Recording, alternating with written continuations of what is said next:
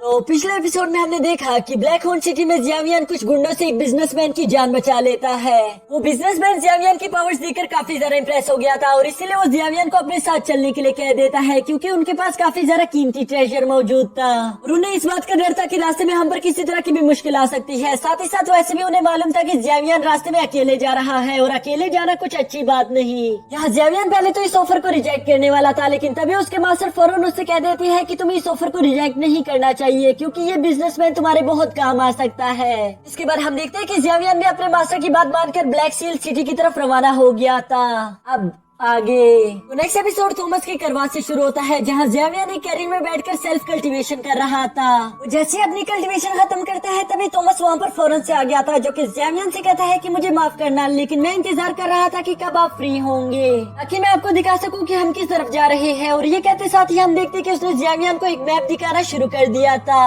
वो जियावियन को बताता है कि ये पूरी जगह नाइग्रा डोमेन है, यहाँ पर काफी तरह के पावरफुल लोग रहते हैं, लेकिन इसके बावजूद भी हम इस जगह पर जा रहे हैं। यानी कि वो ब्लैक सील सिटी की तरफ इशारा करते हुए बताता है कि हमें इस जगह पर जाना है। और साथ ही साथ वो बताता है कि ये जगह केनान कॉलेज के काफी ज्यादा करीब है। और साथ ही साथ हम यहाँ पर देखते हैं कि बातों ही बातों में थॉमस ने एक ब्लैक लिस्ट का जिक्र कर दिया था, जहाँ पर यहाँ के खतरनाक वॉरियर्स का नेम शुमार किया जाता है। ये सुनकर तो जियावियन भी काफी ज्यादा एक्साइटेड हो गया था, इसलिए वो उससे सवाल करता है कि क्या तुम जानते हो कि उस ब्लैक लिस्ट में सबसे टॉप रैंकिंग पर कौन आते हैं। ये सुनकर थॉमस कहता है कि पहली बात तो ये कि उस लिस्ट में आना ही बहुत बड़ी बात है, लेकिन सबसे टॉप रैंक्स की बात की जाए तो पहले दो का किसी को भी मालूम नहीं, क्योंकि वो लोग हमेशा से खुद को मिस्टीरियस तौर पर हिडन रखते हैं। पता नहीं क्यों वो लोगों के सामने नहीं आना चाहते, जबकि मैं उस थर्ड रैंक वाली पर्सन के बारे में जानता हूँ और ऐसा कहा जाता है कि वो डो की पावर में पीक पर पहुंच चुका है। साथ ही साथ थॉमस बताता है कि उसकी पावर्स बिल्कुल ही लाजवाब है। इसके अलावा वो काफी ज्यादा अच्छा एल्केमिस्ट भी है, इसीलिए तो यहाँ के लोग उसे प्यार से एम्परर ऑफ मेडिसिन कहते हैं। जो सुनकर जियावियन कहता है कि ये निकनेम कुछ ज्यादा ही बड़ा नहीं।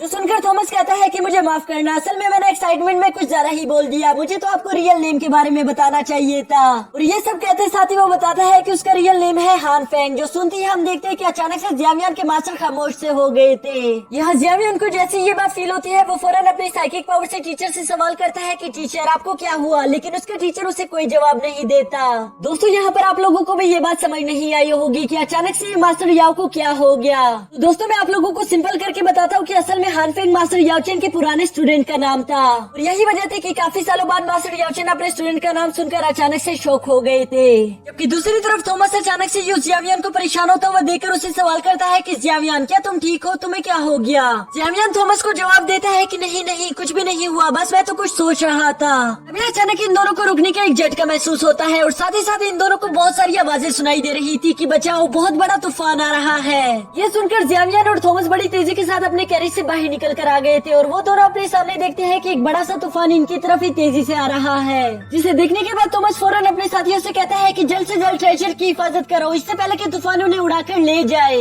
यहाँ थॉमस की ये सारी बात सुनते ही हम देखते हैं कि उनके साथियों ने मिलकर वहाँ पर सारा मौजूद ट्रेजर एक जगह पर इकट्ठा कर लिया था, जिसके बाद वो बहुत सारी रस्सियों का इस्तेमाल करके उस ट्रेजर को बांधना शुरू कर देते हैं ताकि तूफान उन्हें उड़ाकर यहाँ से दूर ना ले जाए। जबकि दूसरी तरफ जियावियन अभी भी उस तूफान को काफी ज्यादा गौर से देख रहा था, क्योंकि उसने इससे पहले कभी भी ऐसा तूफान नहीं देखा। अभी अचानक हम देखते हैं कि वो तूफान बड़ी तेजी के साथ थॉमस को उड़ाकर हवा में ले गया था, जिसकी वजह से जियावियन को भी मजबूरन उसे बचाने के लिए उसके पीछे जाना पड़ता है। जियावियन अपनी पर्पल विंग्स की मदद से उसे बचा तो लेता है, लेकिन वहाँ पर धुआं काफी ज्यादा फैल चुका था, जिसकी वजह से वो अपनी करवा को दोबारा देख नहीं पा रहा था। और इसी वजह से हम देखते हैं कि वो थॉमस को लेकर वहाँ नीचे मौजूद एक चट्टान के पीछे चला गया था ताकि वो थॉमस को होश में ला सके, लेकिन थॉमस तो होश में आने का नाम ही नहीं ले रहा था। तभी अचानक जियावियन को एक सोल की आवाजें सुनाई दे देती है, जो कि कहता है कि प्लीज मुझे बचाओ। जियावियन उस सोल को वहाँ पर देखकर काफी ज्यादा शॉक हो गया था, क्योंकि उसने अपने टीचर के अलावा कभी भी किसी सोल को नहीं देखा था। यहाँ साथ ही हम देखते हैं कि वो सोल काफी ज्यादा घबराया हुआ लग रहा था, ऐसा लग रहा था कि शायद वो किसी से अपनी जान बचाकर भाग रहा है।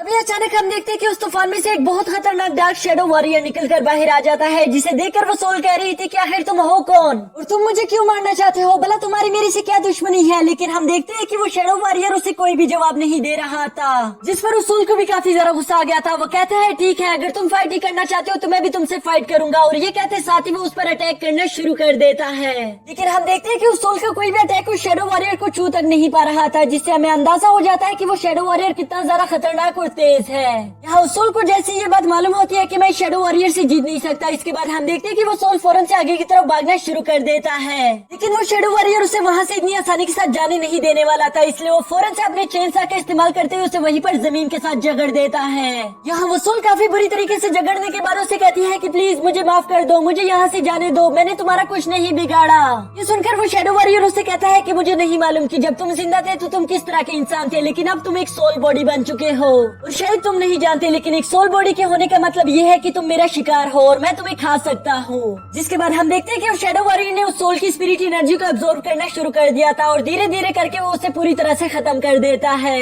जबकि दूसरी तरफ जियावियन दूर से ये सब देख रहा था, वो इसे देखकर काफी ज्यादा घबराया हुआ लग रहा था। तभी अचानक हम देखते हैं कि वो शैडो वॉरियर भी जियावियन को वहाँ पर देख लेता है, जिसके बाद उस शैडो वॉरियर ने जियावियन की तरफ बढ़ना शुरू कर दिया था और यहाँ जियावियन भी पूरी तरह से खुद को रेडी कर लेता है, क्योंकि उसे लग रहा था कि अब मुझे हर हाल में फाइट करनी ही होगी। यहाँ जियावियन को डर काफी ज्यादा लग रहा था, लेकिन इसके बावजूद भी हम देखते हैं कि वो अपनी तलवार को पकड़कर फाइट के लिए खुद को रेडी कर लेता है। तभी अचानक हम देखते हैं कि वो शैडो वॉरियर जियावियन की तरफ बढ़ते बढ़ते अचानक से ही रास्ते में रुक गया था, क्योंकि वो अपनी स्पिरिट आई से देखता है कि वो कोई सोल बॉडीज नहीं बल्कि दो इंसान है, जबकि शैडो वॉरियर को इंसानों से कोई लेना देना नहीं, और इसीलिए हम देखते हैं कि वो शैडो वॉरियर वहाँ से चला गया था। जियावियन यहाँ पर ये सब देखकर काफी ज्यादा शॉक हो गया था, उसे समझ नहीं आ रहा था कि अभी ये कुछ देर पहले यहाँ पर क्या हुआ। वो अपने टीचर से भी पूछने की कोशिश करता है, लेकिन उसका टीचर उसके किसी भी सवाल का जवाब नहीं दे रहा था। ऐसा लग रहा था कि शायद उसका टीचर वहाँ पर मौजूद ही नहीं। अब यहाँ जियावियन देखता है कि वैसे भी मसला हल हो चुका है, तो इसलिए वो थॉमस को उठाकर वापस करवा के पास आ चुका था, जिसके बाद करवा दोबारा से अपने सफर पर निकल चुकी थी।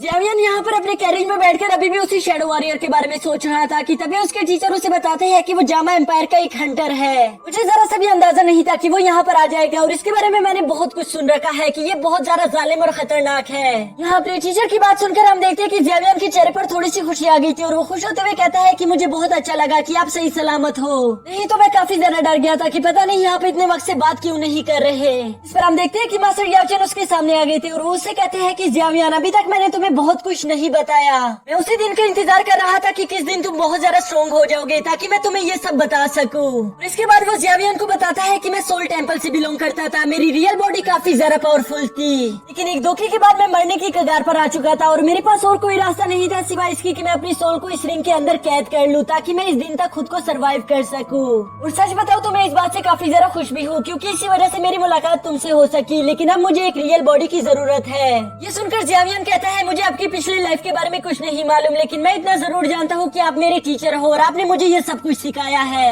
अगर जरूरत पड़ी तो मैं आपके लिए अपनी जान भी दे दूंगा, और जहाँ तक आपके रीइंकार्नेशन का सवाल है तो मुझे जल्द से जल्द फॉलन हार्ट फ्लेम को हासिल करना होगा, क्योंकि उसी की मदद से मैं आपके लिए एक न्यू बॉडी को तैयार कर सकता हूँ। जिस पर उसके मास्टर कहते हैं कि हाँ तुमने बिल्कुल सही कहा, एक रियल बॉडी के बगैर मेरी सोल में इतनी ज्यादा पावर नहीं कि मैं उस शैडो वॉरियर का सामना कर सकूं, और हो सकता है कि हम दोनों की इसी में जान भी चली जाए। जबकि दूसरी तरफ जियावियन भी ये बात अच्छे से जानता था कि वो अकेला उस शैडो वॉरियर को नहीं हरा सकता, और इसलिए वो खुद से कहता है कि मुझे और पावर्स हासिल करनी होगी। अब इसके बाद सीन शिफ्ट होकर ब्लैक सील सिटी पर आ जाता है, यानी कि ये सारे लोग अपनी मंजिल पर पहुंच चुके थे। जहाँ जियावियन अपने कैरेज से उतरने के बाद देखता है कि वहाँ पर बहुत सारे अमीर लोग उस ऑक्शन को अटेंड करने के लिए आए हुए थे। इसके बाद हम देखते हैं कि जियावियन ने भी थॉमस के साथ मिलकर उस सिटी में इंटर होना शुरू कर दिया था, और इसी के साथ हमारा यह एपिसोड भी खत्म हो जाता है।